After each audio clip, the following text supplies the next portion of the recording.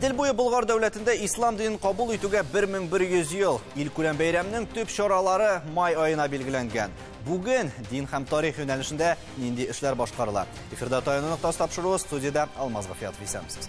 Хәерле кич, мөхтәрәм кунаклар. Кагыйдәне инде барыгыз да белә, әгәр дә алда яңгыраган фикер белән килешмисез икән, кызыл тимәгә басасыз, килешсәгез зәңгәр һәм ак нейтралитет билгесе. Безнең белән әле элемтәдә булачак Альбир Хәзрәт Кырганов һәм Ренат Вәлиуллин. Хәерле кич, сезнең белән элемтәгә соңра керербез. Рафик әфәнде, иңелек аңлатып китик әле. Бәйрәмгә күп вакыт калмады. Менә ниндирәк чаралар үткәрелә бүген? Ниндирәк планда һәм хәзер менә ниндирәк процесслар бара дип әйтик. Менә хәзер иң мөһиме, безнең бит инде ике комитет бар, федераль һәм республика комитеты. Ул комитетлар нигезендә узылачак чаралар инде күптән билгеләнгән иде. Аларның финанс чыганаклары ачыкланды, билгеләнде. Бу вакыйгалар аша булганга күрә бераз инде чаралар кимегәндер. Ләкин безнең төп чаралар бар узачак. Шуңа күрә иң мөһим эш финанс чыганаклары билгеләнде дип әйтергә мөмкин. Әлбәттә, инде төп вакыйгалар безнең май аенда башланып китә. Шуңа күрә әле бүген инде чаралар уздырырга бик актив кирештек дип әйтеп булмый. Без инде менә май аеннан башлап, безнең бик актив чор ул көз көне булачак. Без үзебезнең конференциялар, мероприятияларны шулай көз көнедә уздырачакбыз. Шуңа күрә эш план буенча бара дип әйтергә мөмкин. Файз әфәнде, искә төшерик тагын бер кат. Менә кемнәр өчен булачак әлеге бәйрәм? Татарстан халкы өченме, ил күләм бәйрәмме бу? Мөселман кардәшләребез өченме? Гомумән менә кемнәр өчен әлеге Идел буе Болгар дәүләтендә ислам динен кабул итүгә 1100 еллык даты мөһим дата булып тора? Беренче чиратта әлбәттә безнең Татарстан өчен. Чөнки аның иң җаваплы өлеше безгә төшә бит инде. Бәйрәмне оештыру, матур иттереп үткәрү. Әмма ләкин менә без Мәскәүдә инде Җәмигъ мәчетендә үткәргән идек фәнни конференция. Андагы катнашучылар санына һәм сыйфатына караганда, әлбәттә безнең Россиянең төрле төбәкләреннән килгән анда имамнар, башка төрле дин әһелләре бар иде, һәм шуңа күрә аларны кызыксындыра әлбәттә. Алай гына да түгел, чөнки минем мәгълүматлар буенча чит илләрдә кызыксыналар. Мәсәлән, миннән сорап алдылар мәкалә Төркиядә ислам диненең 1100 еллыгына багышланган. Һәм шуңа күрә әйтергә кирәк, бөтен мөселман дөньясы өчен кирәк һәм файдалы ишара булачак бу безнең юбилейбыз. Төбәкләр белән эшләү бар иде монда, Данис. Чит илләр белән дә эшләү. Менә хәзерге вакытта дип әйтик, моңа кадәр планда булган барлык чаралар да үз көчендә каламы?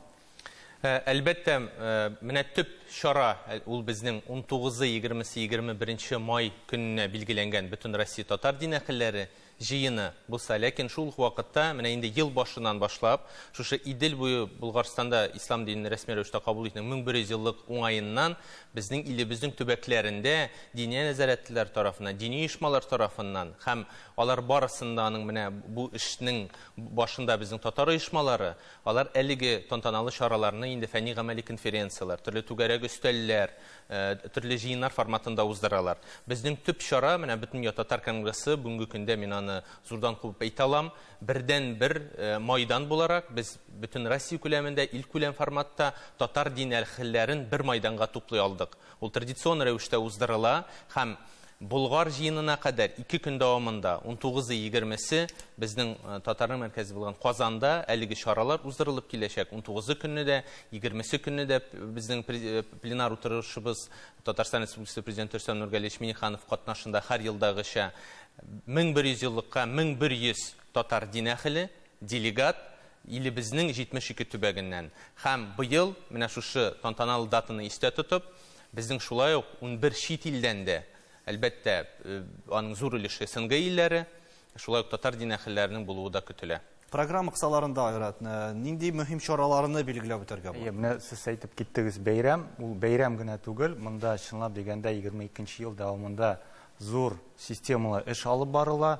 Беренче чиратта фәнни яктан, конференциялар, түгәрәк өстәлләр, форумнар гына түгел, ул күп кенә басмаларны әзерләү, чыганаклар белән эш итү, Болгар дәвре белән бәйле чыганакларны бастыру, язма чыганакларның үзәген формалаштыру эше хәзер алып барыла, чөнки безнең татар халкының зур кулъязма мирасы бар. Менә бу кулъязма мирас белән эш итү алып барыла. Һәм монда әлбәттә фәннәр академиясенең бик зур роле. Монда бары тик монда әле мәгариф министрлыгы да катнаша, мәдәният министрлыгы катнаша. Монда балалар өчен дә күп чаралар. Хәтта балалар бакчасы яшеннән алып, мәсәлән, анда журнал нәшр ителер алар өчен менә Болгар тарихы белән, төрки тарихлар белән бәйле Ашин дип аталыр у кичкенә малай Ашин, әмма беләбез аның теге риваяты ул тоташып кала безнең төрки халыкларга.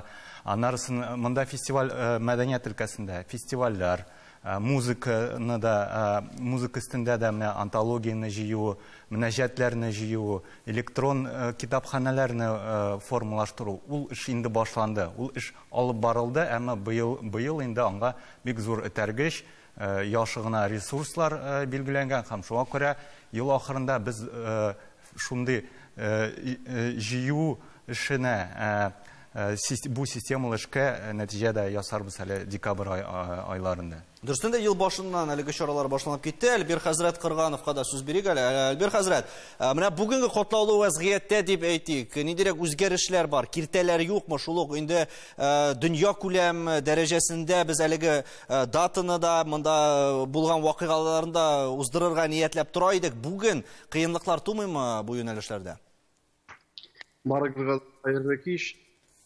Беренчедә шуны әйтер идем, безнең оештыру комитеты 2 генә түгел, әлбәттә федераль дәрәҗәдәге оештыру комитеты бар, Татарстан Республикасында оештыру комитеты бар. Шулар белән берлектә Россиянең башка төбәкләрендә дә кайбер өлкәләрдә губернаторлар җитәкчелегендә, кайберләрендә министрлар җитәкчелегендәге оештыру комитетлары әзерләнде. Без аларга менә бу бәйрәм хакында хатны җибәргәннән соң, президентның указы булганга күрә, аларның менә карашы бигрәк тә җитди булып чыкты, һәм шуңа күрә без аларга да менә бик сөенеп торабыз.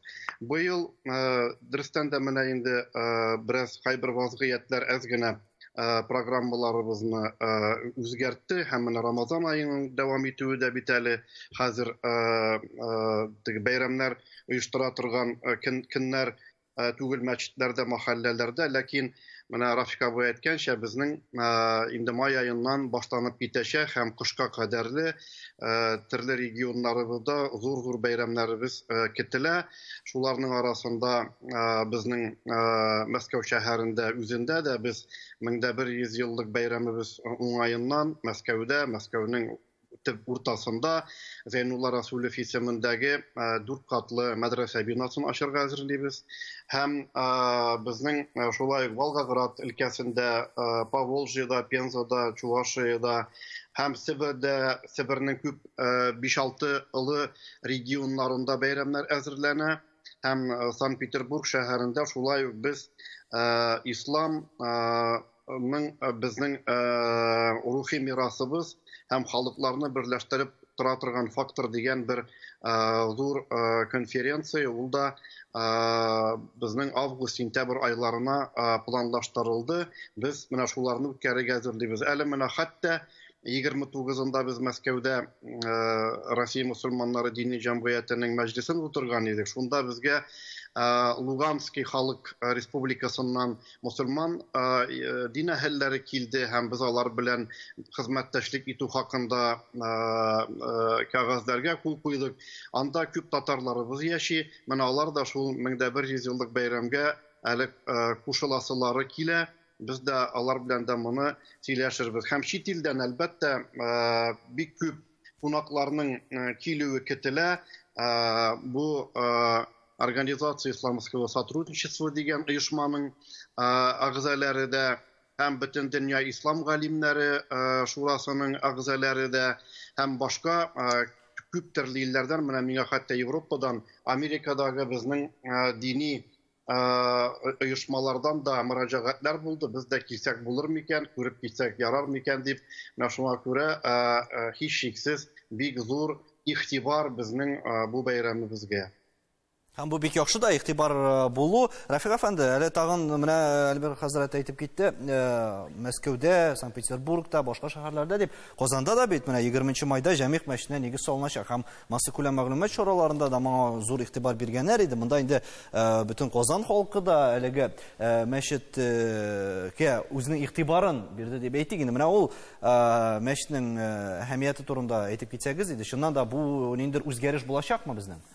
Менә мәчеткә күчкәнче Альбер хәзрәтнең фикеренә дәвам итеп, халыкара мөнәсәбәт дигәндә, шуннан да менә бу вакыйгаларга кагылышлы рәвештә безнең мөселман иннәре Россияны һәр яктан хуплыйлар. Һәм шуңа күрә менә бу чараларда да біз аны бик яхшы күрәбез. Быел инде безнең мөселман илләреннән зур делегациялар булачак. Без мәсәлән Берләшкән Гарәп Эмираты белән эшлибез. Алар белән хәтта без уртак олимпиада уздырырга җыенабыз шушы чаралар кысасында. Аннан соң менә алар белән бергә без «История ислама в России» дигән китап әзерлибез. Шуңа күрә мөселман илләре белән әлбәттә менә бу вакыйгалар инде дә булса үзгәрешләр кертте дип әйтмәс идем мин. Ул үз элек ничек без алар белән эшләдек, ул шулай да дәвам итә. Менә Җәмигъ мәчетенә килгәндә, ниһаять инде ул хакта сүз күп булды. Урында озак эзләнелде, ул шуннан да бик мөһим. Һәм менә узган атнада бу хакта инде рәсми мәгълүмат булды. Инде Җәмигъ мәчетенең урыны билгеле булды. Аны төзү өчен махсус фонд төзелде, фонд җитәкчеләре билгеләнде. Һәм инде озакламый халыкара конкурс игълан ителәчәк проектка. Әлбәттә, бу әле эшнең башы гына дип әйтергә мөмкин, чөнки әле дөресен генә әйткәндә бездә гомуми күзаллау юк. Менә ул нинди булырга мәчет. Чөнки бер яктан менә инде Казанда мәчетләр булай да күп, нәрсәгә кирәк, булган мәчетләрне ремонтлар дип әйтләр, ләкин ул нинди дә булса гигантомания түгел инде. 10 мең менә зур шәһәргә, 1,3 миллион кешесе булган шәһәргә 10 меңлек мәчет, әлбәттә ул бик зур дип әйтеп булмас иде. Кирәк тә улай мәчетләр күбрәк булган саен яхшырактыр. Шуннан да менә төбәкләрдә нинди эшчәнлек алып барылачак, бу хакта рекламадан соң.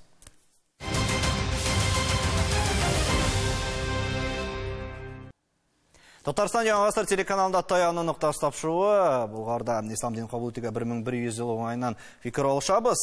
Безнең мәгълүматта Санкт-Петербургтан Ренат Вәлиуллин. Ренат әфәнде, менә Альбер хәзрәт әйтеп киткән иде, исламның Россия халыкларын берләштерүче фактор булуына багышланган конференция дип. Менә шул хакта тәфсилләбрәк сөйләсәгез иде. Әзрәкне шуны икенчедән башламакчы. Бу бәйрәм 1100 еллыкны кабул итү милади буенча беренче чиратта Татарстан өчен бу бөтен Рәсәй мөселманнары өчен дә зур бәйрәм. Чөнки мин монда татар милләтенә аерым алмас идем. Чөнки менә мисал итеп кенә караганда, безнең Санкт-Петербургның Җәмигъ мәчетен татар мәчете дип йөртәләр барлык монда яшәгән мөселманнар да.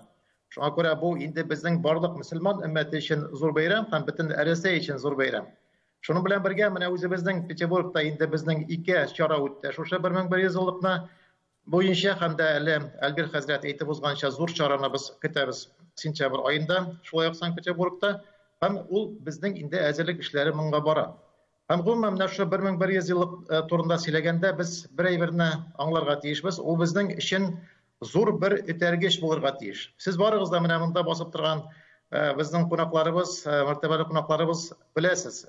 Ул да булса безнең мөфтиебез Тәлгать Таҗетдин, шулай ук ул вакытта әле яшь имам хәзер Киров мөфтие Зөфәр хәзрәт Галиуллин, ул вакытта Дамир Сиразиев ул чараның режиссеры булган иде. 1989 елның 25-26 август көннәрендә хиҗри буенча исламның кабул итүнең 1100 еллыгын без билгеләп үттек үзәк стадионда Казанның. Ул чара чыннан да мин нишләп авторда тукталып киттем, чөнки мин оештырышларында үзем дә вакытта катнашкан идем. Һәм менә шул дәрәҗәдә зур эмоциональ бер күтәрелеш булды. Анда төп рольне безнең Петербург артистыбыз, күренекле җырчы Альберт Асадуллин башкарды. Һәм менә 89 ел ул инде үзгәрешләр дәвре. Һәм шушыннан соң килгән вакыйгалар менә шушы бер зур Мәхдинең һәм Ага базарының бер дәвамы буларак бардылар төслемиңгә. Шул дәрәҗәдә халыкның күңеле күтәрелде. Шул вакытта менә без үзенә күрә бер эмоциональ мотор көчне алып кала алдык. Һәм менә бу елгы безнең инде хиҗри буенча шушы 1100 еллыгыбызда нәкъ шушы күтәрелешне минем уйлавымча бирер. Чөнки ни генә әйтсәк тә татар милләте ул безнең үзенчәлекле милләт. Безнең барып беребез эчендә яшерен түгел, ислам дине күп очракта инде мәҗбүриләтеп кертелгән дин. Татар милләте ул динне үзе кабул иткән. Ул аның үзенең яшәү рәвеше итеп кабул иткән. Һәм менә хәзергә хәтле бездә әле Алла тудырды дип әйтмиләр, Алла яратты диләр. Ягъни безнең татар милләте ул инде Ходай тарафыннан яратылган милләт, безне ярата торган милләт, без исламны үзебез дә ярата торган милләт.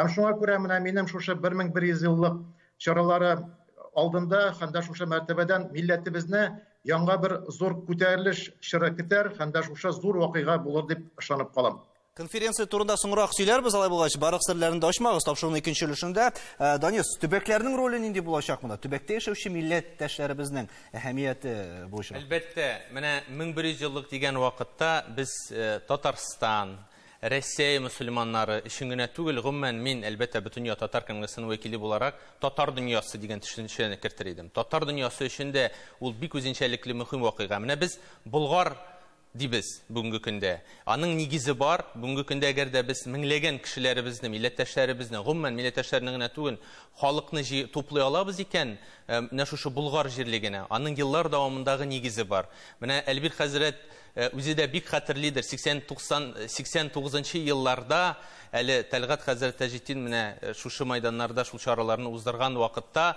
Болгарда безнең Чувашиядан дистәләгән автобуслар, әби апалар белән, безнең абзыйларыбыз белән шушы сукмакларны табып, шушы Болгар җыеннарын уздыруның. Менә бүгенге көндә, Аллаһка шөкер, birinci президентыбызның Митимир Шәриф Шәймиев тарафыннан да, хәзерге президентыбыз Рөстәм Миңнеханов тарафыннан да менә шушы системалы рәвештә, үзлексез рәвештә, даими рәвештә менә бу эш алып барыла. Һәм инде сукмак эзләмибез хәзер. Бүгенге көндә инфраструктурасы, социаль объектлары, тарихи объектлары төзекләндерелде, алар булдырылды. Һәм менә безнең форумда бөтен Россия татар дин әһелләре җыенының төп темасы милли тормыш һәм дин. Чөнки татар дөньясы өчен менә әлеге ике төшенчә алар аерылгысыз. Шуны да әйтер идем, президентыбыз тарафыннан Россия исламский мир, ислам дөньясы Россия дигән стратегик төркемнең җитәкләве, Сауда Гарәбстанда безнең хаҗиларның мәсьәләләрен хәл итүләре бүгенге көндә ул бит шулай ук Татарстанның роле турында сүз алып әйтеп бетергесез, бәхәссез роле турында әйтелә. Шуңа менә әлеге 1100 еллыкны бәйрәм итү, әлбәттә бәйрәм тантаналары гына түгел, ул безгә алдагы милләт үсешендә аерым бер таяныч терәк була торган дата. Монда син әйткәнчә, бәлки глобальрак карарга кирәктер. Фаяз әфәнде, гомумән менә бу соңгы вазгыятьләрдә дип әйтик әле, бәлки әле ислам ул ничектер илебездә халыкларны берләштерүче фактор буларак та кабул ителмәме икән? Әлбәттә. Менә мин шул уңайдан менә 10-нчы гасырны искә төшерәм. Исламның кабул итүнең сәбәбе дә минемчә Алмыш ханның төрле кабиләләрдән торган халкын берләштерү. Ислам берләштерә. Хәзерге вакытта да шундый рольне уйный ул. 10-нчы гасырның башында, әгәр дә язма чыганакларны, язма документларны укыйсың икән, әллә инде кабиләләр тиргә алына бит. 10-нчы гасырның ахырында бер болгар кала. Чөнки инде болгар халкы формалашып битте дигән сүз. Һәм монда әлбәттә исламның роле зур. Аннан тагын бер нәрсә. Менә мин монда сүз чыкты безнең конференциялар турында. Ике конференция яхшы гына булып үтте. Мен аларның икесендә дә катнаштым. Мәскәүдә Җамигъ мәчетендә һәм Шәрикъне өйрәнү институты, бу Россия фәннәр академиясының. Беләсезме, анда чыгыш ясаучыларның төп өлеше, күбесе руслар, рус галимнәре. Үзебезнең татарлардан да бар, башка төрки республикалардан да катнашты. Аннан соң Венгриядән İngiliz dilində oxudular, hətta dокладлар. Şeridən bu нәрсә турында сөйли. Ягъни ислам ул безнең төбәк халкын гына түгел, татарларны гына түгел, гомумән бөтен дөнья мөселманнарын берләштерә торган дин. Шуңа күрә мин менә бу бәйрәмне оештыруны бик яхшы фалга саныйм. Алла бирсә, менә безнең дуслык мөселман халыклары арасында тагын да ныгыр дип уйлыйм мин. Шушы вазгыятьләргә карамастан. Әйтергә кирәк, менә бу 1100 еллык юбилей, аның бір нәтижесі болып, Россияда исламны таныту, түрлі халыклар арасында, исламда булмаган халыклар арасында исламны танытып, аның турында дөрес мәгълүмат биреп, аның цивилизацион ролен күрсәтү тора. Ягъни, менә бу бәйрәм аша исламга карата мөнәсәбәт күпкә яшырыр. Аңлыйбыз, төрле төбәкләрдә төрле мөнәсәбәт, проблемалар да юк түгел.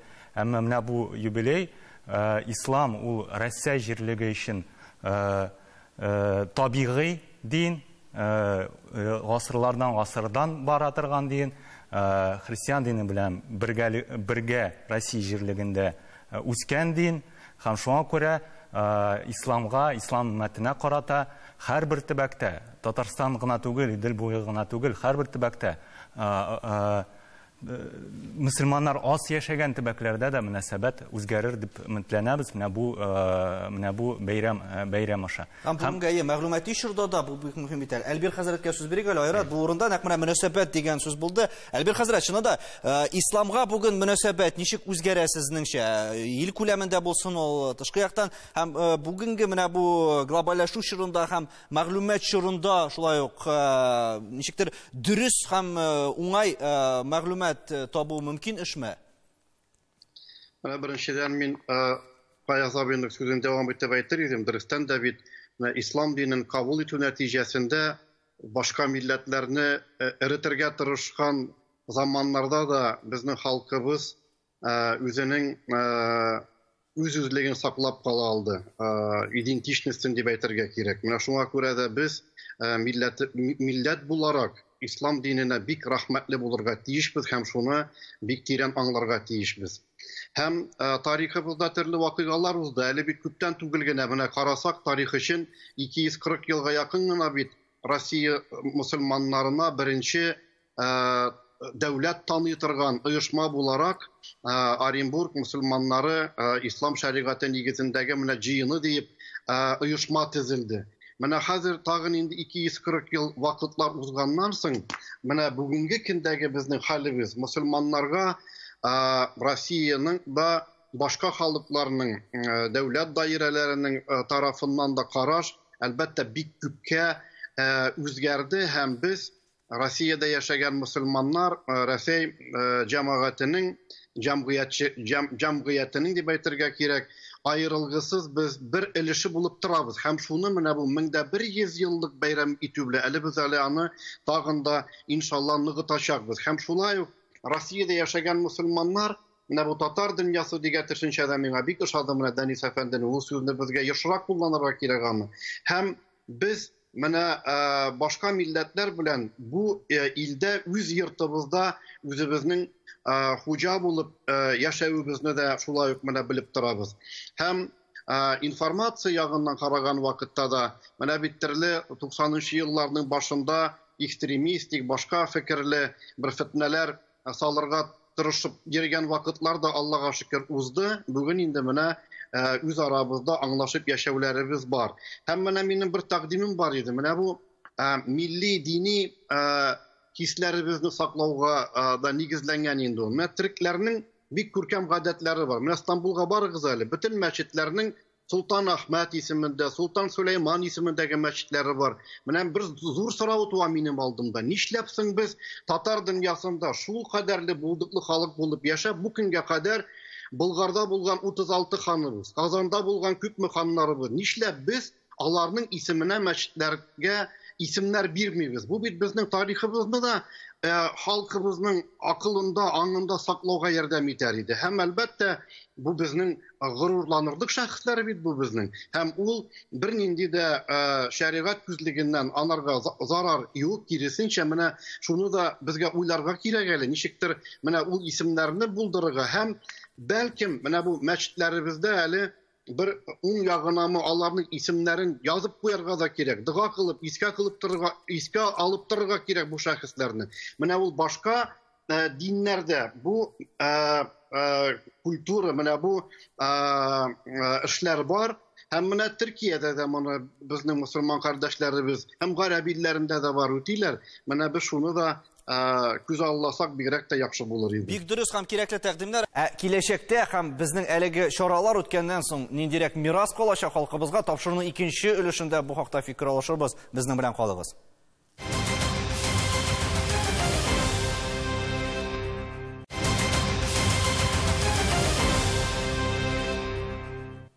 Идел буе Болгар дәүләтендә ислам динен кабул итүгә 1100 ел һәм шул уңайда без инде тапшыруда студиябыз кунаклары белән фикер алышуны дәвам иттерәбез. Һәм безгә әле тапшыруның икенче өлешендә кушылды Skype Аша Кемеровадан Тахир хәзрәт Бикчантаев. Сезне сәламлибез һәм соңрак сезнең белән элемтәгә кереп шулай ук инде үз фикерләрегезне җиткерегез. Рафик әфәнде, менә инде ниндер исламның әһәмияте турында сөйләшә башладык. Шулай ук менә бу глобаль рәвештә нинди үзгәрешләр була дип, ләкин шул ук вакытта бу бит инде чаралар дип әйтик, бу дата ул 1 ел белән генә шикләнеп калмый безнең. Ул ничек аңа киңрәк карарга кирәктер. Менә ниндирәк мирас булачак, моңа кадәр без моңа ничегрәк килдек һәм аннан соң ниндирәк урын калачак.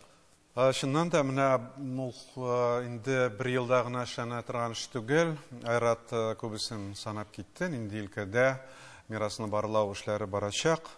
Ул инде бара. Һәм алга таба да бар идем. Быел без инде аны сызыклап программага да керттек.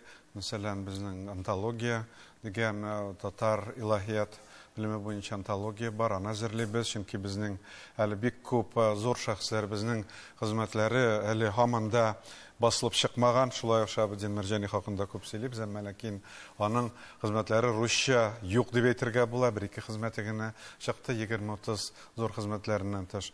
Һәм безнең инде Риза Фәхретдиновның менә хезмәтләре өлешчә генә чыккан, тагын аны чыгарырга кирәк. Муса Бигиев менә без күп чыгардык, аның да хезмәтләрен алга таба чыгарырга җыенабыз. Быел да чыгарга тиеш. Зия Камали, Буби, менә аларның хезмәтләре әле гомумән дөнья күрмәгән дип әйтергә мөмкин. Һәм шуңа күрә эш күп. Һәм быел һичшиксез без менә бу проблема инде басым ясап, сызыклап, алга табада быел тукталмыйча, ул алга табада барсын дип без өметләнәбез инде. Һәм шулай булыр дип уйлыйм. Менә чыннан да чит илләр белән кызыксыну бар. Без шулай ук мин ул хакта әйтә башлаган идем инде. Берләшкән Гарәп Эмираты белән безнең бер хәр проект бар, ислам тарихы буенча китап язабыз. Аннан соң инде алга табалар Россиядә ислам тарихы дигән энциклопедия дигән проектны башлап җибәрдек. Ул зур проект була, шуңа күрә менә халыкара яңарыш үстеге яңгырашы да булыр дип уйлыйм мин. Менә тагын инде кире кайтып бер фикерне генә әйтеп үтәсем килә. Ул да булса, менә бу әлбәттә ислам диненең инде Россиядә тоткан урынын ассыклап күрсәтүче бер фактор булачак. Инде ислам динен позитив ролен күрсәтүче бер фактор булачак дип ул хакта менә узган тапшыруда әйтелгән иде. Менә әлбәттә ул бүген җиңел эш түгел дип әйтергә кирәк, чөнки миграция инде ул Европада без күрәбез, һәр Россиянең үзендә чит телдән килгән миграция, аннары инде эчке Россия миграциясе менә үзәк Россиягә үтеп керә. Һәм шуңа күрә дә бүген исламның теге позитив ролен булдыру шактый авыр. Әмма ләкин менә бит бөтен нәрсә ул чагыштыруда килеп чыга дип әйтергә була. Һәм шуңа күрә дә инде миграция күп үтеп кергән төбәкләрдә, менә ул хакта Таһир хәзрәт әйтер әле, алар татарның кадерен күбрәк белә башлыйлар. Һәм шуңа күрә дә менә татар имамнары, татарлар кирәк дип ул хакта сөйлиләр, чөнки татарлар инде алар рус дәүләтен оештырган халык. Татарлар инде кайбер чорларда рус дәүләтенә терәк булган халык. Һәм шуңа күрә менә бу чаралар әлбәттә менә инде ислам дине, шулай ук менә татарларны мөселман буларак безнең Россиядә тоткан урыныбызны ассызыклап күрсәтү өчен бик зур чара дип әйтер идем мин. Һәм шушы урында әйдәгез Таһир хәзрәткә дә сүз бирик. Чыннан да Кемерово өлкәсендә шулай ниндәй чаралар көтелә? Менә бу эчке тышкы миграция турында Рафик әфәнде әйтте. Сез ниндирәк фикердә торасыз? Ну, иң беренчедән әйтмәкче киләм, безнең президентыбызга бик зур рәхмәт. Ни өчен бу бик тарихи мәсьәлә күтәрелгән, и Алланың рәхмәте президент нигезендә как раз эшләнгән.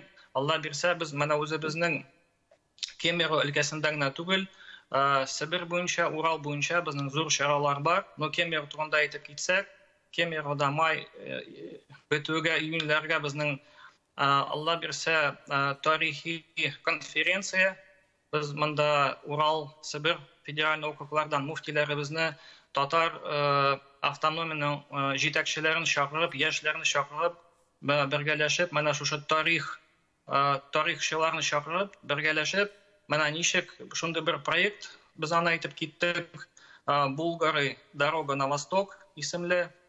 И менә ничек Булгар дәүләтеннән ислам динебез, татар халкыбыз менә шушы Сибиргә килеп, Уралга, Сибиргә килеп урнашкан, ничек монда үз динен, үз телен, үз милләтен саклаган и нинди хәлдә бүген дип шул конференцияны уздырмакчы булабыз. Анардан башка әзерләп киләбез китаплар. Аны бит конференция узуда бетте дип кенә түгел, аны тарихи ягыннан китапларны да яздырып калдырырга кирәк ниятебез бар. Анардан башка үзебездә Кемерово шәһәрендә һәйкәл дип әйтимме, стелла безнең проектка кертелгән. Менә шул 1100 ел өчен, ни өчен дигәндә, халык килә, мәчеткә күп кеше килә, теге экскурсия булып та киләләр, укып китәргә, менә стелла тора дип, ислам динебез безнең Россия Федерацияда шул хәтлек еллардан алынып, ату безгә бит күбесенчә әйтәләр. Сез күптән генә килгән халык дип, сезгә ни демәчләр кирәк дип, монда гел электән үк шул ни христиан дине генә булган дип, бу безнең өчен менә шул һәйкәл, как стелла, как знак дип әйтик инде, күрсәтеп торучы, что ислам дине бу якларда да и Россия Федерацияда күптән килгән дип, вот тагын чаралар каралган, менә бу бит бу тарихи ягыннан галим кешеләр, муфтиләр, и безгә яшьләр дә кирәк. Яшьләр өчен без проектка керттек, яшьләр форумы, бер 3 көнлек, анда тоже Сибир федераль округтан яшьләрне җыеп, бик актив яшьләрне, вот төрле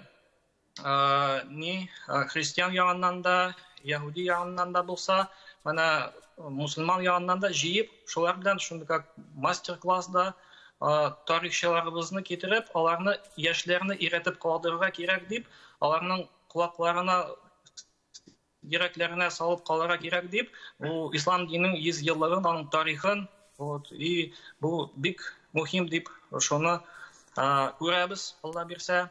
Анардан башка менә Россия мусульманларының дини җыеныбызда 29 мартта җыелыш узды. Бу и безнең бөтен муфтиләребез, имамларыбыз килгән чакта, без аны шушы 1100 еллыкны бик мөһим дип күрәбез. Һәрбер мәхәлләдә үзенә карата чаралар узачак.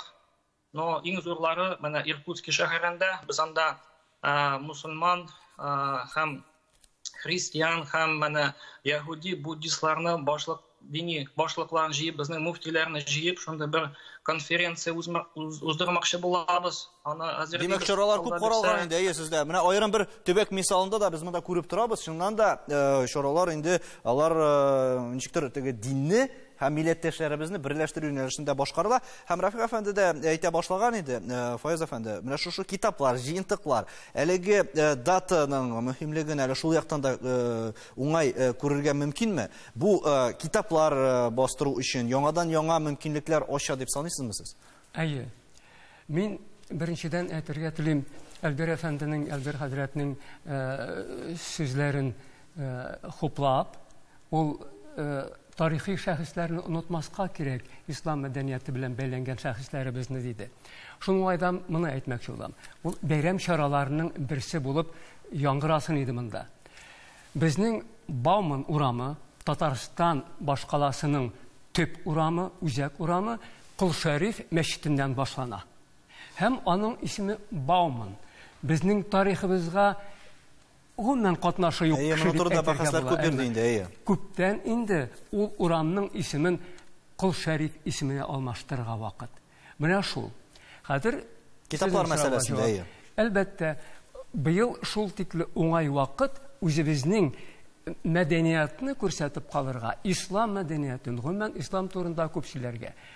Аны әкренләп ул үз җаена төшәр, әйме, барыбер онытылмас ул, әмма быел мөмкинлекләр зур. Китап бастыру эшендә дә. Һәм менә безнең тарих институты, аннан соң археология институты галимнәре тарафыннан китаплар әзерләнә, басылып ята. Безнең Мәскәүдә дә, Санкт-Петербургта да, үзебездә дә чыгачак, Алла бирсә. Һәм китаплар хәзер укыла. Соңгы вакытта бигрәк тә матур китаплар, иллюстрация белән байтылган китаплар укытыла. Шуңа күрә аларның файдасы булыр дип уйлыйм. Zaman buldu bit әле күптән түгел генә. Әле хәзер дә без киреп җитмәдек менә китапның тәмен артык белми яшьләр. Шул, әле яшьләрендә җәлеп итәргә кирәк. Менә айрат шул уңайдан, ничек җәлеп итәргә була?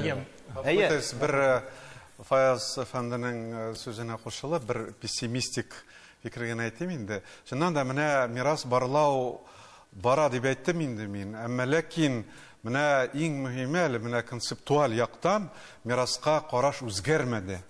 Менә без инде һаман 19-нчы гасыр, 20-нчы гасыр башы, 19-нчы гасыр, 20-нчы гасыр башы буенча бигрәк тә инде җәдитчеләр дип алар хакында сөйлибез. Әмма ләкин менә безнең Кулгалидан башлап, Алтын Урда чорында, Казан ханлыгы, аннары Мәүлә Кылый менә күптән түгел юбилейны уздырдылар 17-нчы гасыр. Менә аларны бит инде ул Совет чорында алар өйрәнелгән. Инде безнең татар әдәбияты инде ул күртәбле басылган аларда менә дөньяви мотивлар нинди булган микән дип дини мотивлары бөтенләй өйрәнелмәде. Югыйсә бит менә шул ук Сәйф Сарайларның язган әдәби хезмәтләре, алар ислам дине буенча энциклопедия дип әйтергә була. Анда бөтенесе дә бар, ислам фикх та бар анда, ислам дине нигезләре дә бар. Кызганычка каршы, менә ул яктан эшләнгән бер эше бездә юк. Менә аларны яңадан бастыру гына җитми, аларны инде өйрәнеп, менә исламны таратуда, ислам динендә аларның нинди роль уйнаган, бүген яңадан менә бул проблема әйләнеп кайтырга кирәк. Без әлбәттә менә Болгар Ислам академиясына да зур өметләр баглыйбыз. Бу юнәлештә алар инде докторлар да чыгара башладылар. Менә дөньяви галимнәр безнең дөньяви шул инде алар, дөньяви, дини яктан алар ничек аерым бурганга чыгар. Бу хакта без сезнең белән бергәләп рекламадан сөйләшәбез.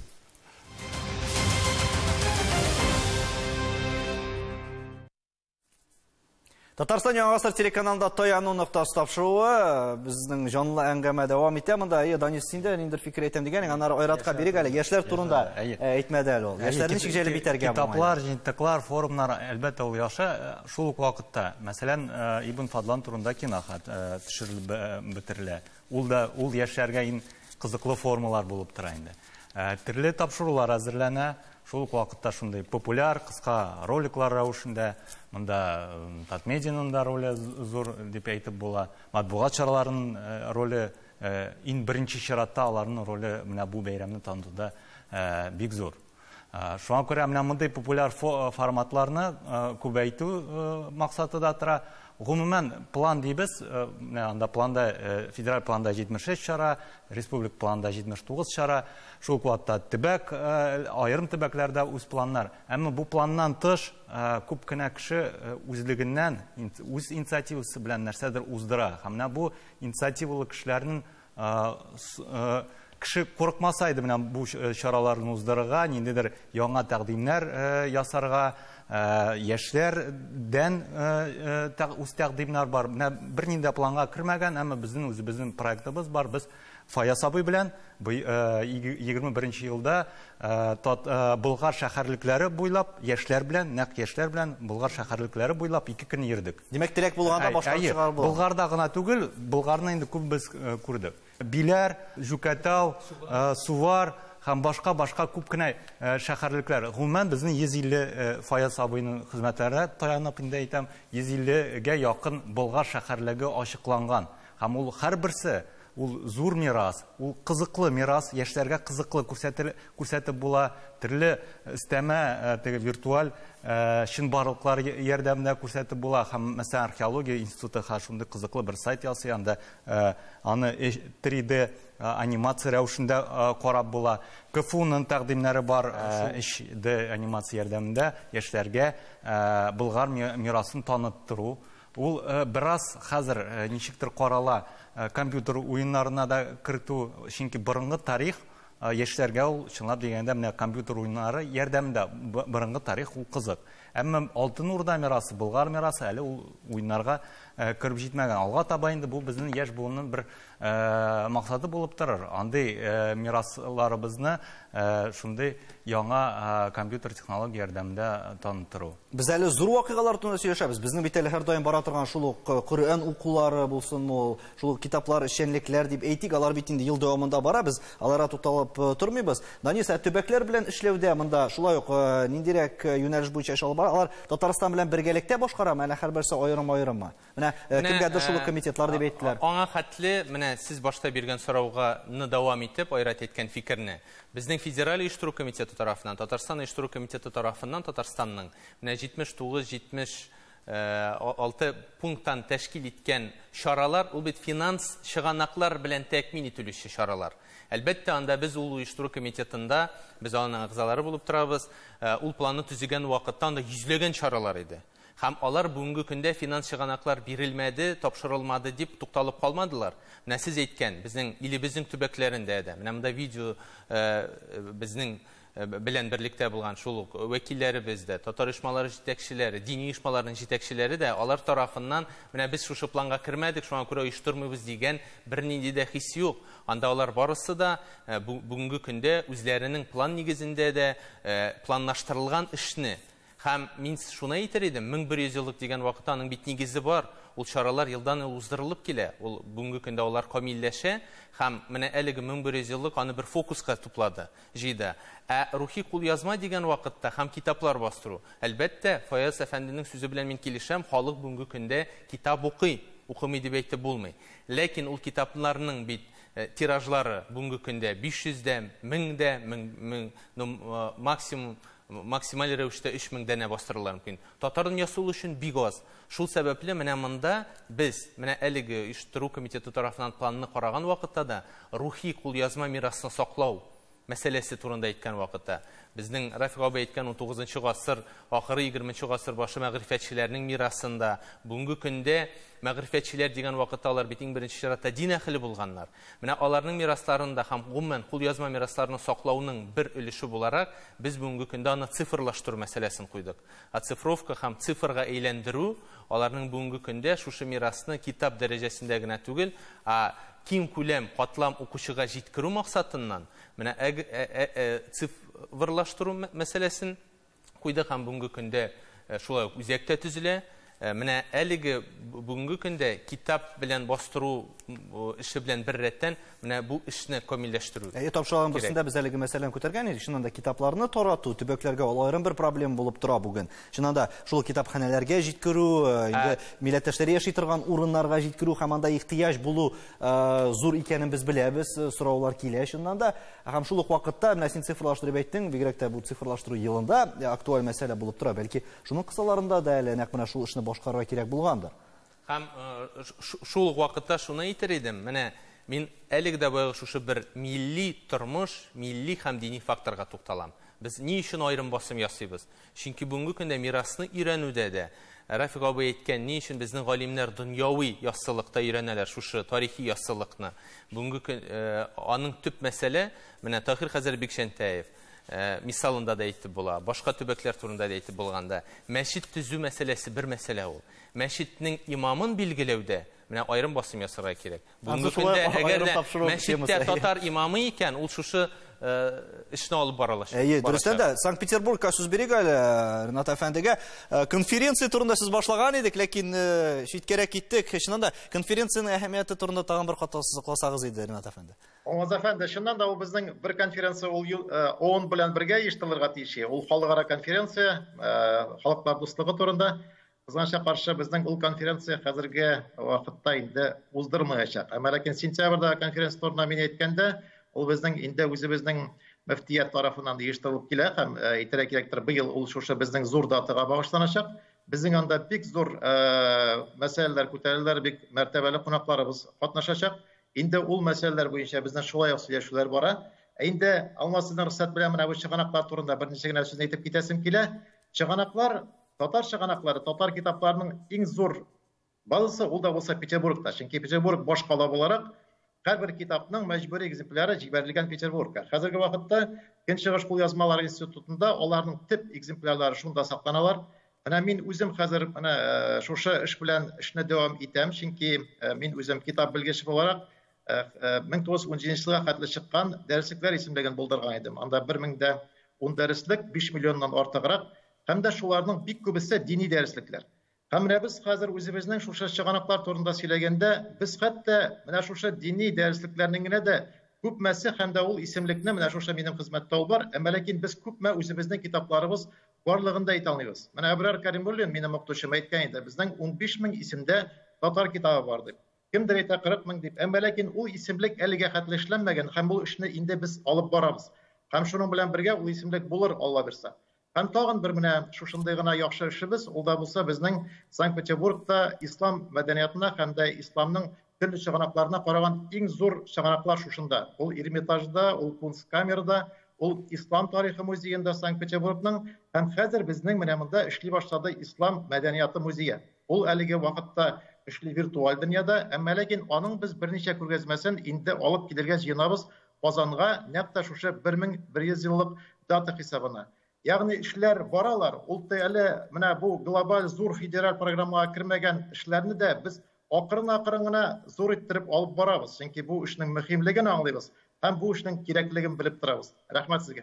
Бик яхшы, шуннан да бер яктан ишекне ябалар икән, икенче яктан ачылырга мөмкин. Һәм Данис әйткәнчә, монда бәлки төбәкләрнең үзләренә каяндыр Татарстаннан анда китерерләр дип, һәм бәлки шул ук Россия күләмендә үткәрергә мөмкинлек тудырырлар дип көтеп утыру кирәк тә түгелдер. Үзләренә тотынырга һәм актив рәвештә башкарырга кирәктер. Шуннан да күпмедер нәтиҗә ясап әйтсәк, без милли төшенчәгә дә игътибар бирергә тырышабыз. Фаяз әфәнде, милли үзаң дибез. Менә шушы ислам динен кабул итүгә 1100 еллыкны үткәргәндә һәм гомумән китаплар мәсьәләсендә монда күп кенә башка юнәлешләрендә без инде кулашларга тырыштык. Милли үзаңны формалаштыруда менә моның әһәмиятен нидә күрәсез? Аны әйтеп торыгыз. Менә быелгы ел, бәйрәм елы, ул башка бәйрәмнәрдән аерылып тора бит. Ул әйтеп киттек инде, безнең татар халкы өчен генә түгел, Россия мөселманнары өчен генә түгел, бөтен дөнья мөселманнары өчен зур бәйрәм, кабатланмас бәйрәм. Һәм әлбәттә инде безнең татарның үз аңын, милли үз аңын булдыруда бу бәйрәм ярдәм итәчәк. Чөнки мөмкинлекләр бар. Тарих турында сөйләргә дә, тарих ул безнең горурлык. Төрле вакытлар булды, әмма ләкин без бик зур авырлыкларны җиңеп чыктык һәм моның белән горурланмыйча мөмкин түгел. Үзебезнең бабаларыбызның гамәлләре белән һәм бу безнең милли үз аңыбызны күтәрергә ярдәм итә. Таһир хәзрәткә сүз бирик, безнең вакыт күп калмады, кыскача гына менә бу татарларның дәрәҗәсен күтәрергә ярдәм итәчәкме әлеге чаралар, вакыйгалар, ничек уйлыйсыз?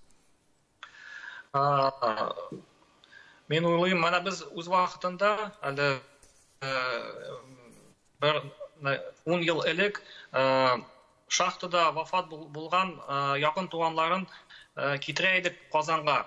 Ул губернатор программасы буенча и шунда килеп татар мәдәниятне карап, музейларны, мәчетләрне карап, шуларны кире алып кайткан вакытта алар икенче төрле кеше булып кала иде. Алар менә үзенең татарлыгын белеп, аңлап, нинди безнең дәүләтләребез бар, тарихыбыз бар, нинди кешеләребез бар иде дип, нинди кешеләр бүген бар дип, алар башларын күтәреп, мин татар дип горурлана башлыйлар. Менә шундый чаралар зур бәйрәм елы. Ул минем өчен, мин уйлап торам, бик зур менә шундый көч, куәт бирә үзебезнең милләтебезне, динләребезне саклап калуда, аны үстерү. Шулай булсын иде. Нәтиҗә ясап әйтсәк, Рафик әфәнде, бәйрәм чараларының дини һәм бер үк вакытта милли үзенчәлекләрен билгеләүдә нәрсә таянып тора? Менә безнең милләттә инде ул революция кадәр милләт белән динне бүлү булмаган. Менә бүген дә шул юнәлештә барабыз. Алга таба да шулай булыр дип уйлыйм. Һәм шуңа күрә дә инде менә бу чаралар һичшиксез шуңа хезмәт итәрләр. Аннан соң менә әйтергә кирәктер дип уйлыйм мин, менә бу чараларны тагын да актуаль иткән бик мөһим ике чара турында әйтеп узарга кирәк. Ул да булса Казан саммит. Менә без инде икътисади яктан блокадада калган чорда мөселман илләреннән шушы эшмәкәрләр җыелып, икътисади проблемалар, проектлар турында сөйләшү. Ул шулай ук менә май аеның соңгы атнасында булачак инде. Казан саммит һәм икенчесе ул Россия Татарстан президенты җитәкчелегән группа стратегическое видениеның шулай ук Казанда җыелуы. Инде менә бүгенге вазгыяттан чыгып, менә бу ике чараны бик мөһим дип әйтергә була. Ул инде менә бу чараларга халыкара яңгыраш бирү өчен тагында бик мөһим факторлардыр дип уйлыйм. Бик зур этәргеч булачак. Дөрестән дә Изге Болгар дәүләтендә ислам динен кабул итүгә 1100 еллык уңайнан эш тукталмый һәм чаралар әле ел дәвамында һәм аннан соң да дәвам итәчәк. Иң мөһиме әлеге вакыйгалардан соң да милләтебезгә бай мирас калсын дигән теләктә сау булашабыз. Исәнлектә күрешергә язсын.